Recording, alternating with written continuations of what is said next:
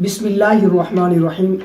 سوال ہوا ہے کہ روزے کی حالت میں انجیکشن لگوانا یا ڈرپ لگوانا یہ کیا ہے، اس سے روزہ ٹوٹتا تو نہیں ہے؟ دیکھیں، بعض علماء کے نزدیک یہ جائز ہے، بعض علماء کے نزدیک یہ جائز نہیں ہے،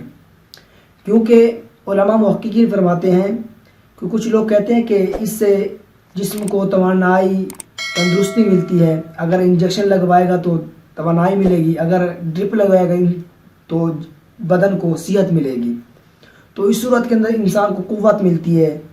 تو اس صورت مسئلہ یوں ہے کہ روزے کی حالت میں اگر کسی نے انجیکشن لگوایا تو یہ لگوانا جائز ہے، کیونکہ روزے کی حالت میں اندر سے جو سوئی لگتی ہے وہ رگوں کے ذریعے سے جاتی ہے، نہ کہ منہ کے ذریعے سے۔ تو اس صورت کے اندر علماء نے، محققین نے جہاں تک بات کو بیان کیا ہے، وہ کہتے ہیں کہ جہاں تک انسان کا نظریہ کہ وہ ہلکی یعنی کہ خلقی راستوں سے نہیں بلکہ انسان کے بدنی اجزاؤں سے جاتی ہے، تو اس صورت کے اندر اگر انسان انجیکشن یا ڈرپ وغیرہ لگاتا ہے تو اس صورت کے اندر یہ لگوانا جائز ہے، لگوا سکتا ہے،